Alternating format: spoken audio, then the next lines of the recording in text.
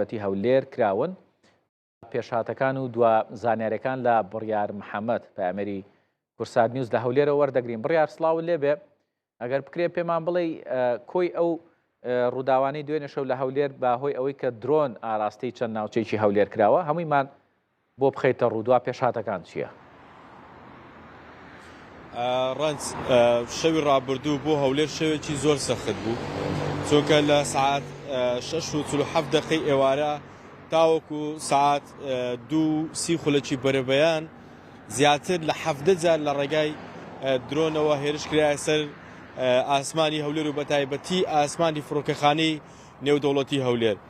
دیارە ئەمە جاری یەکەم نییە هەولێر ئەو شەوە سەختانە بەخۆیەوە دەبینێت. دیارە لە ماوەی ڕابردووش چەند جارێکی دیکە بە هەمان شێوە ژمارەی هێرشەکان لە 10 هێرش زیاتر و بەرزتریش ببوونەوە، بەڵام ئەوەی ئەم شەو هێرشەکان زۆر زیاتر بوون و زەرەر و زیانەکانی ئەم شەو لە شەوەکانی ڕابردوو زیاتر بوو.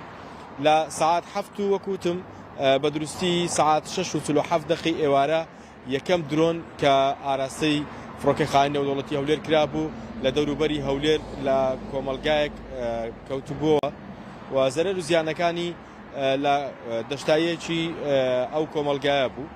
دواتر وردە وردە لە دوای سعات 9 هێرشەکان چڕتر بوونەوە، بە تایبەتی لە سعات 11 بەولاوە هێرشەکان زۆر زیاتر بوون، ینی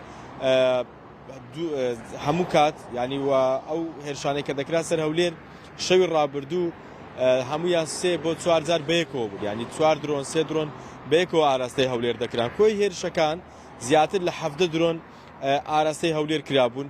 بەهۆی ئەو هێرشانەوە زەرێکی زۆری مادی بەر چەند ئۆتۆمبیلێک چەند خانووێک کەوتووە لە سنووری پارێزگای هەولێر و کۆی ئەو شوێنانەی کە زیانیان بەرکەوتووە زیاتر لە 10 بۆ 15 شوێن زیانیان بەرکەوتووە، جگەلەوەی کە هەندێک لە بیناکان بووە و ئەوانەی کە زەرەر و زیانیان بەرکەوتووە چەند پرۆژەیەکی نیشتە جێبوون بۆ لە هەولێر کە نزیکی فڕۆکەخانەی نێودەوڵەتی هەولێر بوونە، جگەلەوە چەند ئۆتۆمبیلێکیش لە یەکێک لە قەزاکانی دەوروبەری هەولێر ئەویش بەهۆی ئەوەی کە پارچەی درۆنەکان کاتێک لەلایەن سیستەمی بەرگری فڕۆکەخانەی نێودەوڵەتی هەولێرەوە درۆنەکان تێک دەشکێنران، پارچەی درۆنەکان بەرەو شوێنانە کەوتووە، ینی چەند شوێنێکی هەستیار هەبووە ئەم شەو لە نێو هەولێر پارچەی درۆنی بەرکەوتو، ینی لە ماوەی ڕابردوو کاتێک هێرشەکان دەکران هیچ کاتێک پارچەی درۆنەکان نەدەکاتە ئەو شوێنە، بەڵام لەبەر ئەوەی هێرشەکەی ئەمڕۆ شەوی ڕابردوو و بەرەبەیانی ئەمڕۆژ هێرشەکان زۆر سڕ ببوون،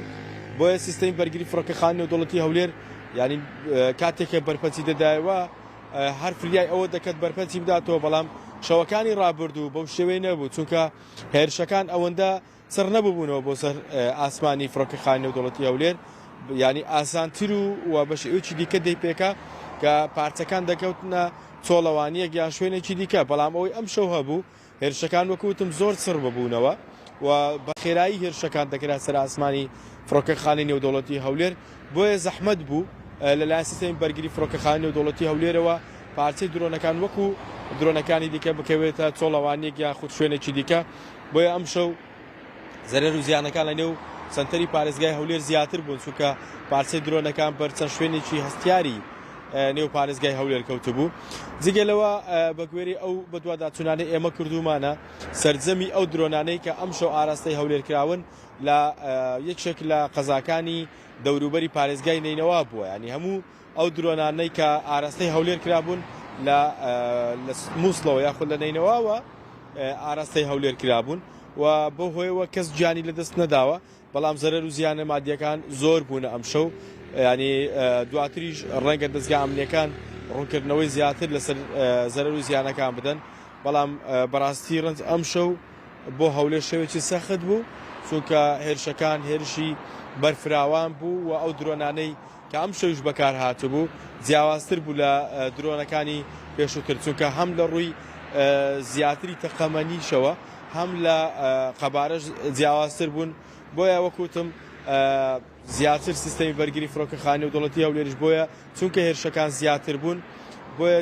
فریای ئەوە نەدەکەوت کە کاتێک کە درۆنەکان بەر لەوەی بگاتە ناو شار یاخود بەر لەوەی بگاتە ئاسمانی فڵەتی هەولێر تێک بشکێتن، بۆیە بەشێکی زۆر لە درۆنەکان ئەم شەو لە نێو سنتەری شاری هەولێر تێک شکێنراون و چەند پارچەیەکیش بەر چەند شوێنێکی هەستیاری ناوسەنتەری شاری هەولێر کەوتووە. دەست خۆش بێ بڕیار سپاس بۆ تۆ بە هیوای سەلامەتی و پارێزرایی بۆ گشت هاوڵاتیانی هەرێمی کوردستان و هەولێری ئازیزیش.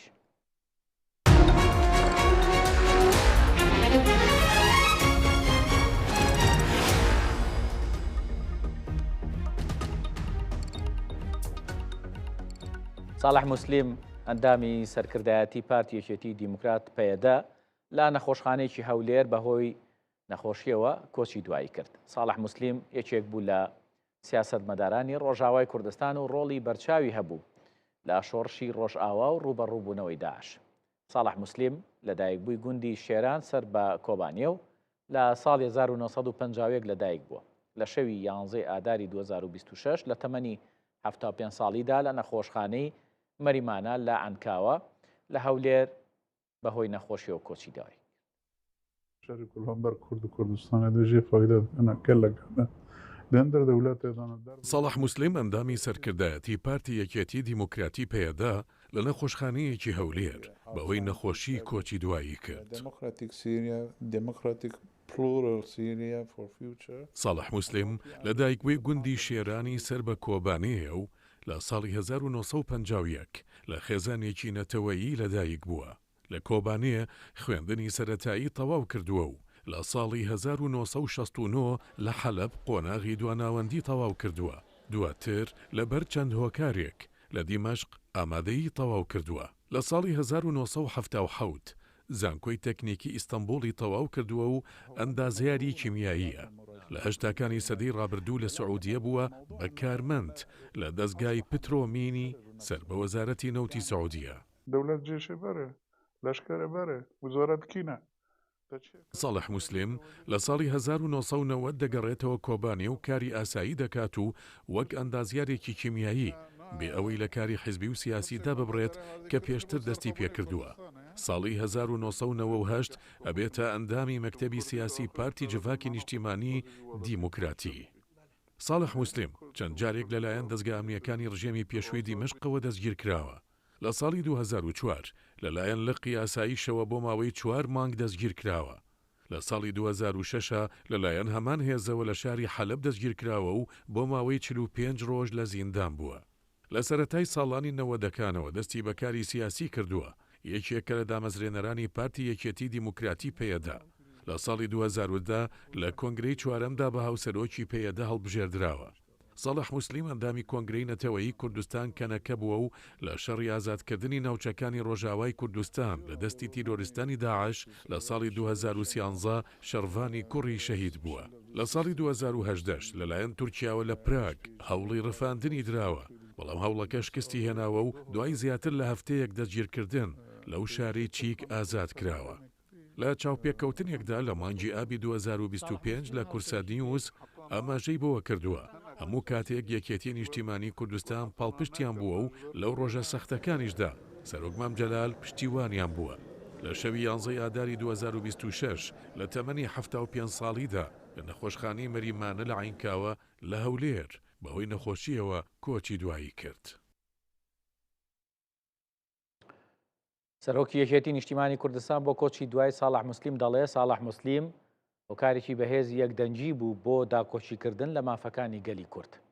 بافڵ جەلال تاڵەبانی سەرۆکی یەکێتی نیشتیمانی کوردستان لە پامێکیدا بۆ کۆچی دوای ساڵح موسلیم سەرخۆشی لە خەڵکی ڕۆژاوای کوردستان و هەواڵانی پێدە و کەسوکاری ساڵح موسلیم کردووە. دەڵێت ساڵح موسلیم وەک یەکێک لە سەرکردە دیارەکانی ڕۆژاوای کوردستان ڕۆڵی لە پرسەنەتەوەی و نیشتیمانەکاندا بەرچاو بووە و پەیوەندی بەهێزی لەگەڵ یەکێتی نیشتیمانی کوردستان هەبووە. هۆکارێکی بەهێزی یەکدەنجیان بووە بۆ داکۆچیکردن لە مافەکانی گەلی کورد. قوبا تاڵەبانی جێگری سەرۆکوەزیرانی هەرێمی کوردستانیش دەڵێت گەلی ڕۆژاوای کوردستان لەم قۆناغە سەختەدا زۆر پێویستیان بە حکمت و شارەزایی و ئەزمونە دەوڵەمەندەکەی ساڵح موسلیم لە سەرکردایەتیدا هەبوو. بەڵام دڵنیان هەواڵەکانی بە ژیری و دڵسۆزیەوە کاروانی خەبات و تێکۆشانەکەی سەرکەوتوانە بە مەنزڵ دەگەێنن. شانازی برایم ئەحمەد خانمی یەکەمی عێراقیش دەڵێت ساڵح موسلیم شۆڕژگێڕێک بوو، هیچ کات ماندوو نەدەبوو لە پێناو دۆزی ڕەوای گەلی کورد و هەموو کات دووبارەی دەکردەوە دەیوت کورد پێویستە یەکدەنگ و یەکگرتوو بن. ئەو هەمیشە جەختی لە ئازادخوازی و خەباتی مەدەنی دەکردەوە. لە دەستدانی ساڵح موسلیم کۆستێکی گەورەیە بۆ گەلی کورد لە ڕۆژئاوا بە تایبەتی و هەموو گەلی کورد بەگشتی. مەکتەبی سیاسی یەکێتی نیشتیمانی کوردستانیش لە پامێکدا ڕایگەاندووە ساڵح موسلیم لە سەرەتای شۆڕشی گەلی سووریا و ڕۆژئاوای کوردستانەوە لە ڕێگەی پارتی یەکێتی دیموکراتەوە لەگەڵ تێکۆشەرانی تر نمونەیەکی گرنگ و بەرچاویان پێشکەش کرد لە تێکۆشان بۆ بەدەستهێنانی مافەکانی گەلی کورد لە ڕۆژئاوا و بەرپاکردنی ئەزمموی خۆبەڕێوبەری گەلی کورد لەو بەشەی کوردستاندا.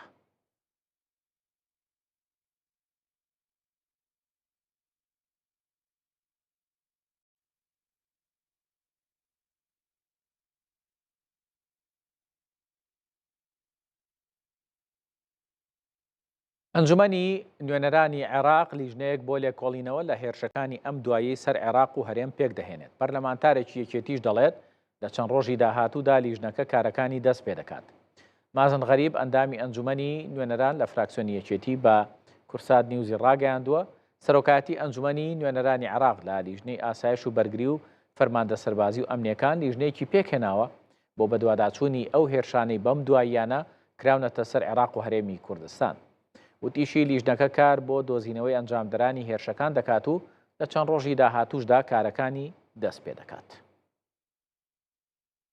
لیژنێک لەلایەن ڕئیسی مەجلیسی نوابەوە ئەنجومەنی نوێنەرانەوە لیژنێک پێکهێنرا بۆ بەدوادچوون بۆ هەموو بابەتانی کەەوە پێوەستە بە عێراقەوە بەو شوێنانی کەەوە زەریان پێگەشتووە لێدراون لە هەردوو تەرەفەکەەوە بۆ نمونە لە هەرێمی کوردستان چەندین درۆن و موشکیان بەرکەوتووە یان لە شوێنەکانی تری عێراقش لیژنێکیان پێکهێنا لە لیژنەی ئەمن و دیفاع لەو ئەو برایانی کەوا پێوەستن بەو بابەتەوە.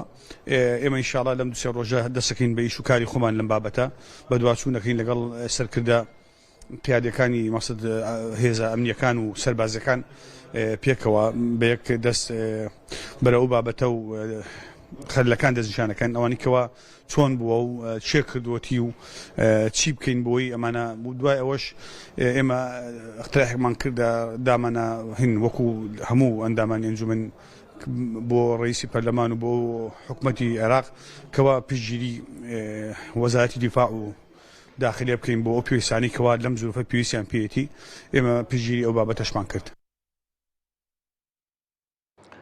شەوانە هێزامنەکانی کەرکووک دەخرێنە حاڵەتی ئامادەباشیەوە بۆ ڕێگریکردن لە هەر هەوڵەیەک بێوێت لە ئاسنووری کەرکووکەوە ئاسایشی پارێزگاکانی هەرێمی کوردستان بشێوێنێت. پارێزگاری کەرکووکیش بە وردی چاودێری هێزامنەکان دەکات و دەڵێت توانیویانە هەوڵێکی بۆردمانکردنی هەرێمی کوردستان لە سنووری کەرکووکەوە پوچەڵ بکەنەوە.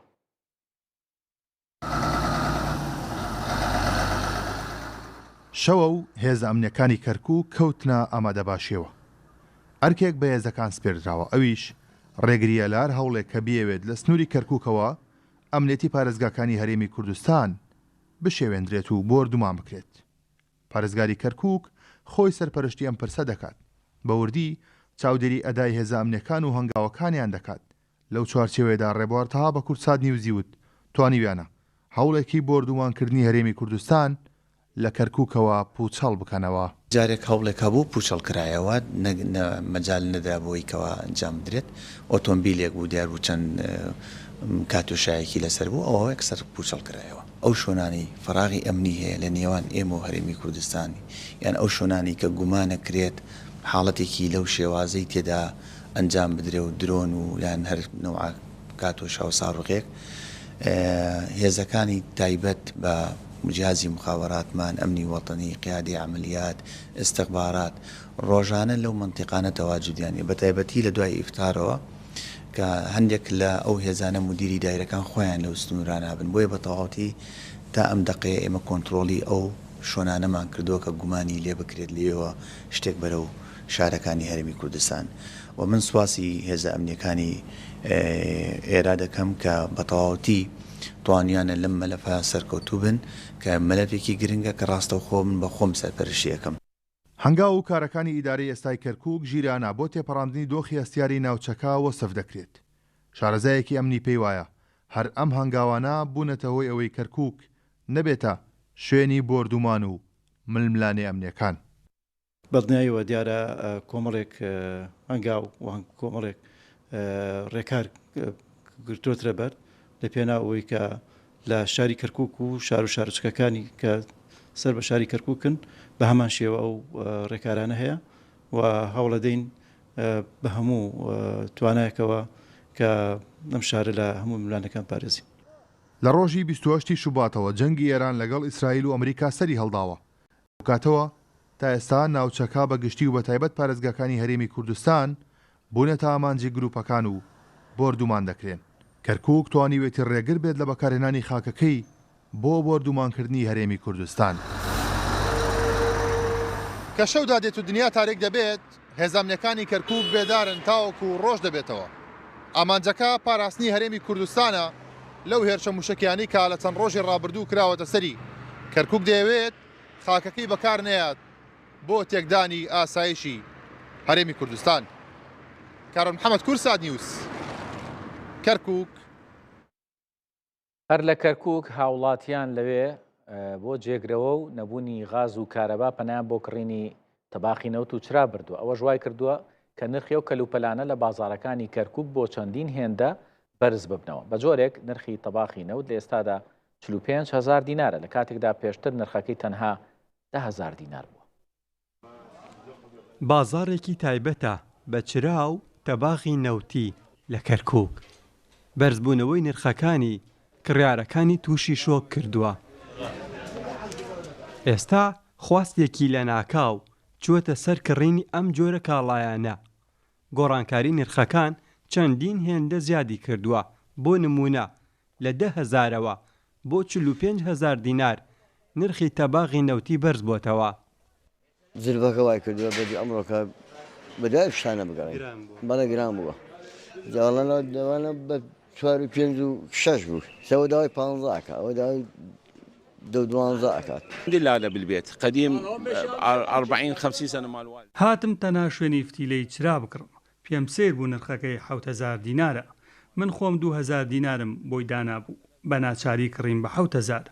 هیچ بارودۆخی ئۆتۆنیە خواستێکی لە ناکاو هاتۆتە سەر ئەم کەلوپەلانە. من هەست بە قڕۆغەکردنی بازار دەکەم کە ئەم بارودۆخی وڵاتان بە دەرفەت زانراوە بۆ بەرزکردنەوەی نرخ.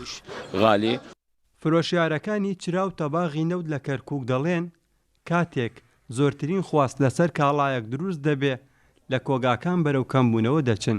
ئەمەش وا دەکات نرخەکەی بەرز ببێتەوە. قبل اسبوع رحت على الجمله الرئيسيه مال هاي الشغلات يعني. شومەتە لای جملە فرۆشان تاوکو چرا و تەباخی نەوتی بکڕم و لە بازاردا بیان فرۆشمەوە. لەم ڕۆژانەدا نرخی و کەلوپەلانە بە ڕێژێکی زۆر بەرز بوونەتەوە. بەرزبوونەوەکەش بە ئەندازەیەکە کە لەگەڵ ڕابردوودا بەراورد ناکرێت. من الجمله الرئيسيه. هاوڵاتیان وەک پلانی جێگرەوە لە ئەگەری نەبوونی غاز و کارەبا پەنا بۆ کڕینی تەباغی نەوتی و چرا دەبن. زۆربوونی خواست بۆ کڕینیان تەنها بۆ دووربینی هاوڵاتیانە بۆ پاراستنی خێزانەکانیان و ئامادەکاریەکە بۆ هەر بارودۆخێکی لە ناکاو. ئەگەرچی ساڵانێکی زۆر بوو کاسبکاران لە بازارەکانی کەرکووک فرۆشتنی فانۆس و لاڵە و چولەیان لە دوکانەکانیان کەم بوو، بازاریان لاواز بوو. بەڵام ئەو بارودۆخەی ئێستا دروست بۆ بە جۆرێکە نرخی فانۆس لە 10,000 بۆ نزیکەی 50,000 دینار بەرز بۆتەوە. ئاسۆ ئەحمەد، کورسات نیوز، کەرکووک. باش پێشاتە نوێەکان زۆر خێران. ئێستا لە سلێمانی کەمێک لەمەوبەر درۆنێک لە گەڕەکی قالاوەی شاری سلێمانی کەوتۆتە خوارەوە بە زانیاریەکان زیاتر وردەکاری و زانیاریانە لە ڕێبازیوا پامێری کورساد نیوز لە سلێمانی وەرگرین. ڕێباز چی ڕوویداوە، زیانەکان چییە؟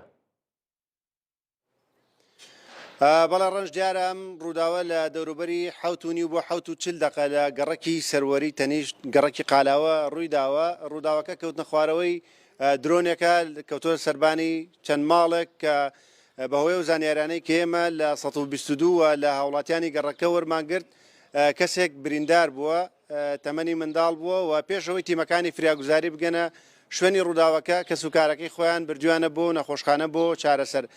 ئێستا کەم قسە دەکەم با بڵین ئەو ڕووداوە دەکەوێتە گەڕەکی یان کۆڵانی پشتەوەی ئەم گەڕەکەی کەم قسەی تێدا دەکەم.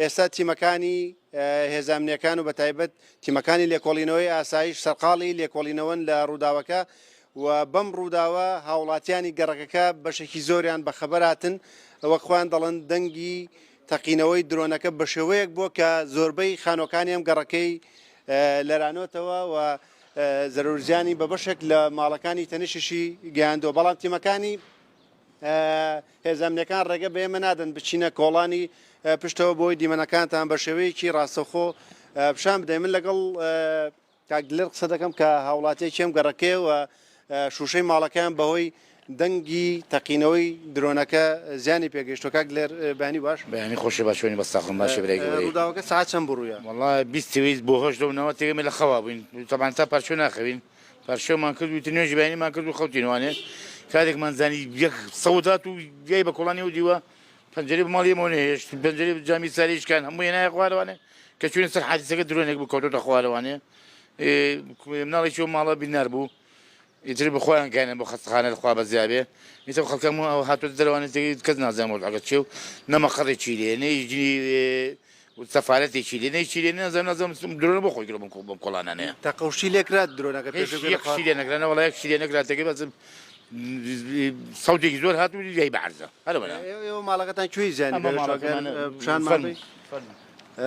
دیارە ئەم ماڵی کە ئێستا ئێمە پیشانتانەین تقریبان بە نزیکەی 100 مترێک لە شوێنی ڕووداوەکەەوە دوورە ینی بە دووری 100 متر ئەمان شوشەی ماڵەکان شکاوەکە لەو دیوارەکەەوە نووسون بە دەنگی تەقینەوەی درۆنەکە بە خەبەر هاتوون هەرم شوشە شکاویان شوشەکانی ئیتر نازێن جارە تا ئێستا شتە دیار نیە تا دوایی بۆمان دەرەکەوێت تۆ خۆ چوویتە شوێنی ڕووداوە ڕێک چوومە ڕێک سەر حادیسەکە خۆم 6 کەس نەگەشت بۆ کە من گەشتمەوێ هەرو منداڵە بریندار هەرو مناڵە بینار لەخوا بەزیابی وڵای سپاس بۆخوا باشە شکر حەمدوستانە شکر بۆخوا داوا لە خوای گەورەگەن خوای گەورە شفای بە ئینشاءالله ماڵەکانی تر زەرورزیانە پێگەشت بووانی وڵا دراوسێوە جارەوانی بەرامبەری و دراوسێ هەموو شوشان پێوە نەماوە سێگەی بە ماڵەکەی دراوسیان و خۆی زۆر وێران بووە جگە لە دەنگی ئەگەر بشینەوە دەرەوە جگە لە دەنگی تەقینەوەکە یان تەقینەوەی بۆمبی درۆنەکە چی کاردانەوەکی کێویان ماڵەکانتان لەرینەوە والله ئەو گومە لەرزێمان زانی گومە لەرزەیەکەم جار تێگەی هەستا کاتینە دەرەوە دووکەڵگە بەرز بووانێ جاز خەڵق زانیەتی لە دیێ هیچ خەمەوەمان زانیەتی لە سەر جادویان سیارێ بە ناو ڕۆشتووە نەمازانی کەیەتی بە دراوسێکمانە هەموو جار ڕاماگە سێرمان کرد لە دراوسی خۆمان لەسەر بانی یەک ماڵ کەوتوبیان ماڵێکی هەر ماڵەکەت بڵین دوانن کە تۆ دەبین هەردووشیان وێرانی کردبوو ماڵە یعنی دیوار و شتەکە ڕووخاوە هەر وڵات دواری دیوارەکە ڕووخان و هەر وڵات دیوار و پەنجەری پێوە نێشتووە هەر وڵات سەقف و هەر وڵات سەقفیشی وێران کردووە داماوە جارێت چوومە ناو ماڵەکەی نییە هیچی پێوە نەمابوو تەلەڤیزۆن و دار و بەر هەمووی کەوتووە خوارەوەنی هەموو زەرێکی زۆری لێکەوتوو ماوە زەرێ مالی لێکەوتوە زیاتر سپاس جاگەر هاوکارم بتوانێت وێنەی ئێرە پیشان بە ئەم ماڵانی کە ڕویان با بڵێن لە خۆری بەیانە ئەو ماڵی کە یانە دوو ماڵی کە بەهۆی ئەم درۆنەوە زەرورزیانیان پێگەیشتۆ دەکەونە پشتی ئەم ماڵانەوە ئێستا تیمەکانی ئاسایش سەرقاڵی لێکۆڵینەوەن لە ڕووداوەکە و هاوڵاتیانی ئەم گەڕەکە بە شێوەیەکی گشتی بە دەنگی ئەم تەقینەوەی ئەم درۆنە بە خەبەر هاتوون لەوێ لە ئاستیەوەیە ئەی زەرەی پێگەشتۆ ماڵیەوە دیارە لەوێ دیارە لەسەر زۆر سپاس دیاراڵێن هێزانامنیەکان لێرە سەرقاڵی ئەوەن کە لێکۆڵینەوە لە ڕووداوەکە کەن دیارە ماڵانیش کە کەونە بەشیەم دیوی ئەو کۆڵانەوە لێرە زەرورزیانیان پێگەیشتووە سڵاوتان لێبێ دەنگی هاو دەرگا پەنجەر بخوا بە پشتی ماڵی ئێمەوەیە پشتی ماڵی ئەرەوەڵا و ماڵەکەمان سەقفی خانۆکەتان عەزەری گەشتووە کەمان نامە پەنجەر و دەرگامان هیچی نەماوە دەنگەکەی زۆر بوو زۆر بوو بڕوانکەم ئەمەوە مانزانیە و یاویتی بە خانۆکەمانە ئەیەوە بۆیەوە کاریگەری هەبوو جام هەموو شکاوە زۆر سپاسان ئەەکەم دیارە لە ساعت 7:30 ڕوویان کە تەلەفۆنم بۆ ئێستا گەشتم ینی لە دەبینی حوتنی و بۆ هەشت لەو بینە لێرە بینی ئەمە کۆڵانێکی پشتەوەی ئەم شوێنەیە کە ڕووداوەکەتیان ڕوویداوە لێرەم ماڵانە هەمویان بەدەنگی تەقینەوەی درۆنەکە بەخەبەر هاتوون و تاوکو ئێستا کە ئێمە قسە دەکەین لێرن لە دەرەوەن سڵاو لێ تۆ لێرە بووی کاکی باش یێرەوەڵا دەنگی تەقینەوەکە چۆن بوو خوا من زۆر ئاگادار نیم لەوەی چی بۆ ماڵێکە لە پشتەوە بە حساب ساروخەکەی تێکەوتووە ئەم ماڵانی تر زەرۆزیانە پێگەشتووە هەر شوشە شکاوە چای منی هیچ زەرۆزیانتان پێگەشتوویەوە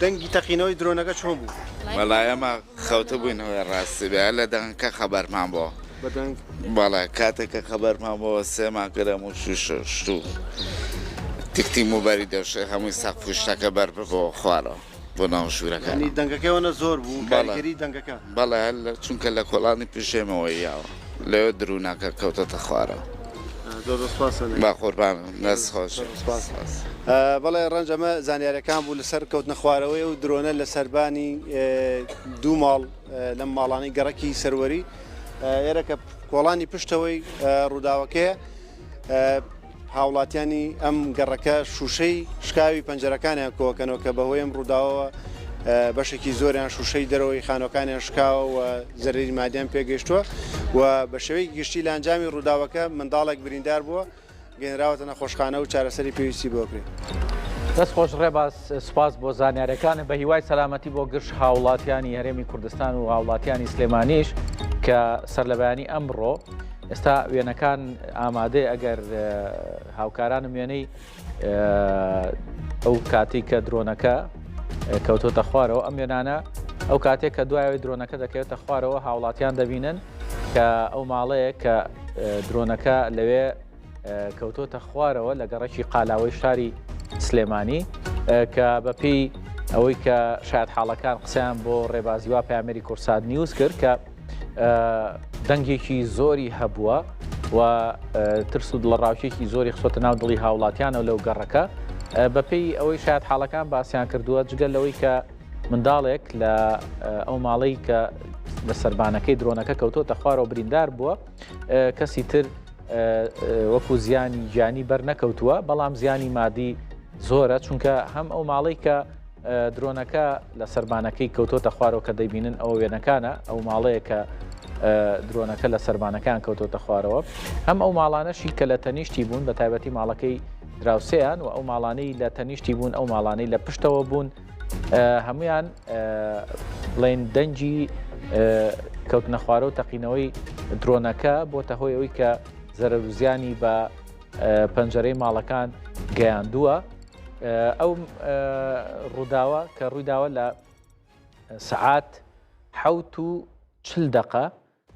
40 دقەی سەر لە بەیانی ئەمڕۆ بووە لە گەڕەکی قالاوە لە شاری سلێمانی ئەوە ئەو ساتەیە کە دوایەوەی درۆنەکە کەوتۆتە خوارەوە دەبینین تیمەکانی فریاگوزاری و تیمەکانی بەرگری شارستانی و هێزانامنیەکان لەوێن بۆ ئەوەی کە بە لێکۆڵینەوە وردەکاری لە ڕووداوەکە بکەن کە ڕووداوی کەوتنە خوارەوەی درۆنێک بۆ لە گەڕەکی قالاوەی شاری سلێمانی بێگومان هێزانامنیەکان لەوێ لێکۆڵینەوەکانیان دەست پێ کردووە و بەپێی ئەوەی کە شاید حاڵەکان قسەیان کردووە بۆ کورساد نیوز باسییان لەوە کرد کە دەنگەکە دەنگێکی گەورە بووە و هەم زۆربەی ئەو کەسانەی کە لە ماڵەوە بوون چونکە بە بۆنی ئەوەی ڕەمەزانە و خەڵک درەن دەخەوێت دوایەوەی کە پاشێوەکە خەڵک لە خەوا بووە بۆیە زۆربەی هاوڵاتیان لە خەو خەبەریان بۆتەوە بە دەنگی درۆنەکە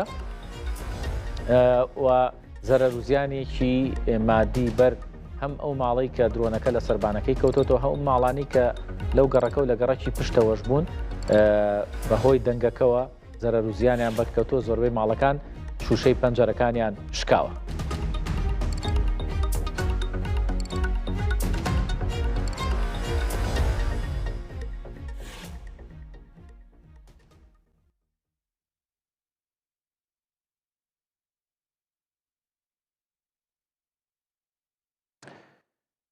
هەر سەبارەت بە ڕووداوەکانی کە یاخود دوایین ڕووداوەکانی جەنگ لە نێوان ئێران و ئەمریکا و ئیسرائیل دوێنێ یاخود دوێنێ شەو یاخود بەرەبەیانی ئەمڕۆ لە بارەگایەکی حەشدی شعبی لە ناوچەی عوکاشات لە ئەنبار دراوە بۆردمان کراوە بەپێی نوێترین زانیاریەکان کە دەست میدیاکان کەوتووە تا ئێستا ئەوەی کە دیارە باز لەوە دەکرێت 33 کەس یاخود 33 چەکداری حەشدی شعبی لەو بۆردمانەدا کوژراون بەڵام هەتا ئێستا ژمارەی بریندارەکان دیار نییە.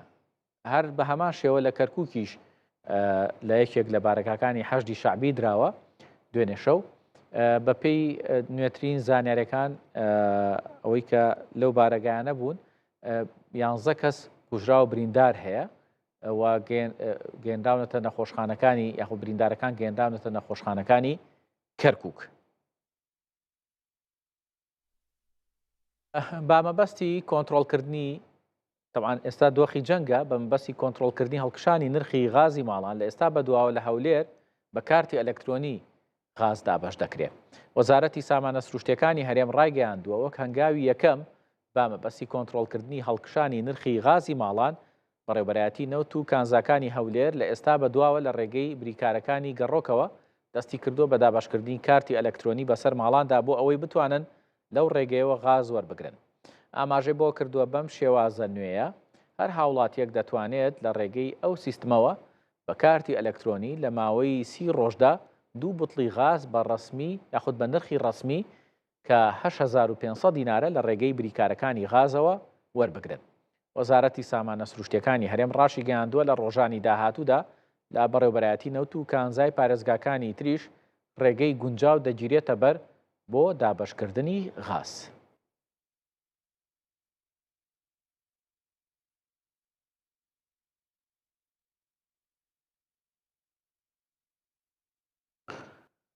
بۆ گفتوگۆکردنیش لەبارەی کێشەی کەمی غازەوە خاوەنی سەمونخانە و نانەوخانەکانی سلێمانی لەگەڵ قایمقامی سلێمانی بە وەکالەت کۆبوونەوە. دوای کۆبوونەوەکەش سەرۆکی سەندیکاکانی کرێکارانی کوردستان لە کۆنفرانسێکی ڕۆژنامەوانیدا ڕایانگەیاندووە کە بەڵێنیان پێدراوە بڕی غازی پێویست بۆ نانەوخانە و سەمونخانەکان دابین بکرێت. دووشێتی کێشی گونتی نان و سەمون و نرخەکەی بە جێگیری دەمێنێتەوە و هیچ گۆڕانکارێکیشی بەسەردا نایەت.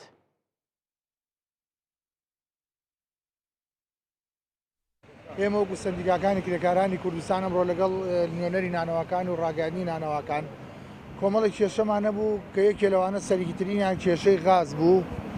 لەبەرەوەی خۆتانەزان غاز گران بۆ بەڵام سوپاس بۆخوا ئێساوا بەرەو بازبوونە ڕاتەوە کۆرمە کەوتۆتەوە کار و ئێمەش بەڵێنمان پێدراوە وەکو نانەوەکان کە هاوکارمان بوو کاکفازیش بەڵێنەوەی پێیاوین کە لەمە ولا زیاتر دەم داواکانمانەوە بێ و ئیتر نە نانەوەکان داوای ئەویان کردووە گنان گرانکەن نەنانەوەکان کێشی گونە کەمەکەنەوە نەی شتێک ڕووە و سپاس بۆخوا ئاسایی بۆ تۆ هەر ئەمڕۆیە و بەیانی ژۆک خۆی لێتەوە غازەکە و کۆمەڵی کێشەی ورداهێویش بەڵێنی پێیاوی نێمە نووسراوێکی بینێ و لەسەر نووسراوەکان کێشەکانمان چارەسەر بکا و هیچ کێشە هەر بەهۆی شەڕەوە و بەهۆی داخستنی گەروی هورمز عێراق داوا لە هەرێم دەکات ڕێگە بە هەناردەکردنی نەوتی کەرکووکدا لە ڕێگەی بۆری بەندەری جەیهانی تورکیەوە. ئاژانسی ڕۆیتەرز لە چەند زاری یاخود لەسەر زاری چەند لێپرسراوێکی حکومەتی عێراقەوە ئاشکرای کردووە بەهۆی جەنگی دژی ئێران و داخستنی گەروی هورمزەوە وەزارەتی نەوتی عێراق داواکاریی ئاڕاستی حکومەتی هەرێم کردووە و تێیدا داوای کردووە کە حکومەتی هەرێم ڕەزامەندی نیشاندا لەسەر هەناردەکردنی نەوتی کەرکووک لە ڕێگەی بۆری بەندەری جەیهانی تورکیاوە. حکومەتی عێراق ئامادەیشی نیشانداوە بۆ لە ئەستۆگرتنی تێچووی گواستنەوەی نەوتەکە. ئاماژەی بۆش کردو حکومەتی عێراق داوای کردو ڕۆژانە لانی کەم 100,000 بەرمیل نەوتی کەرکووک لە ڕێگەی بۆری بەندەری جەیهانەوە هەناردە بکرێت. دواتریش بە قۆناغبەندی ئاستی هەناردەکردنەکە بەرز بکرێتەوە. ئاژانسی ڕۆیتەرز ئاشکراشی کردووە کە تا ئێستا حکومەتی هەرێم بە ڕسمی وەڵامی ئەو داواکاریەی حکومەتی عێراقی نەداوەتەوە.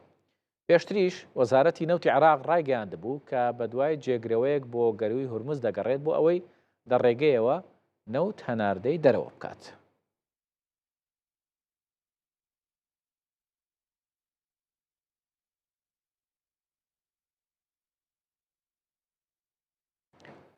دەستەی نوێی یەکێتی ژوورە بازرگانەکانی عێراق هەڵبژێدرا و بازرگانێکی سلێمانیش بە جێگری سەرۆکی دەستەکە هەڵبژێدرا.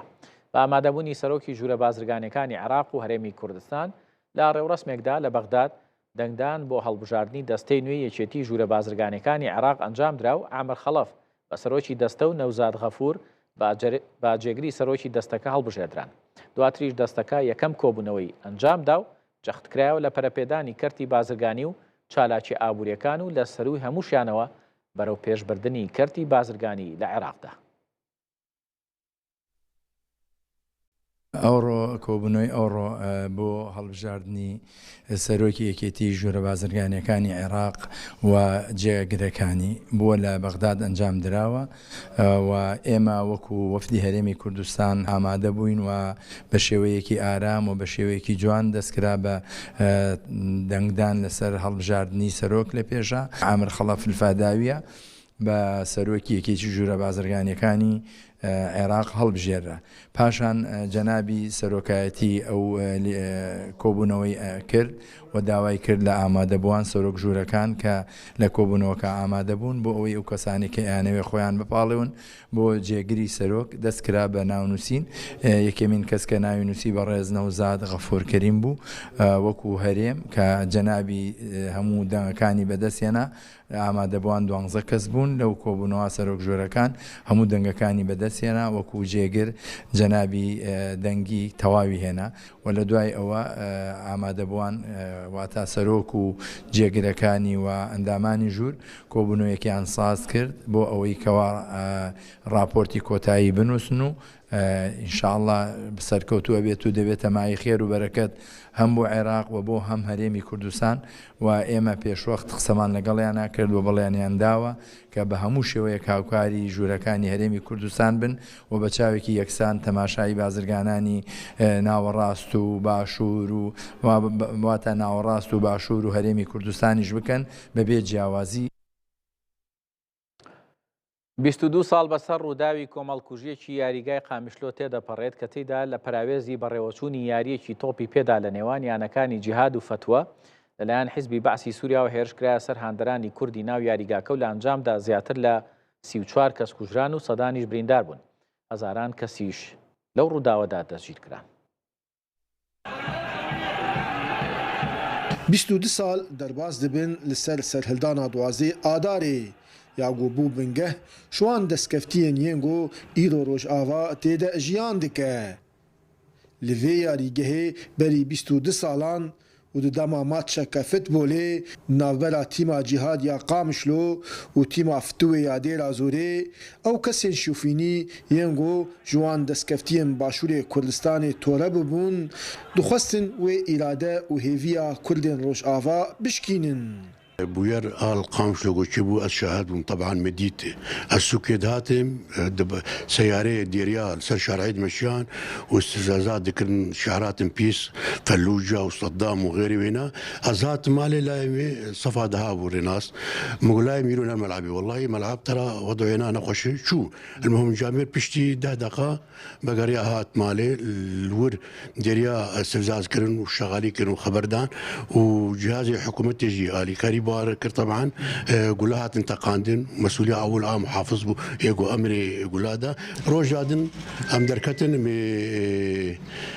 متي خو بشيرين شهداء خو امي بشيرين ديسا حكومه المرشان وقال لك شون انتفاضاك اول وكردرابون واعتباركم اول انتفاضه ضد نظام ديكتاتوري وقت نظام بعث تشيبو ونلقى مشوترين امتداد باجار دينكش حتى الشامجي بو ji encamên wan êrîşan li ser Kurdên sivîl di serhildana Duazê Avdarê de zêdî 34 kes şehîd ketin û bi sedan jî birîndar û bi hezaran jî hatin girtin. Weke siyaseteke birêk û pêk dijî Kurdan ji aliyê rejîma Basê. Ez kawamê birê Şehîd Ehmed berî 22 sala di 2004 de li ser destê rejîma Bas hat şehîd kirin. îro piştî 22 sala encamê wê na em ana dibînin. Ez Abdulkadir Neyûmê sala 2004 ez yek ji wan girtiye nîzama Basî faşîst got di ehdasê melebê 12 Azarê de ez hatim girtin.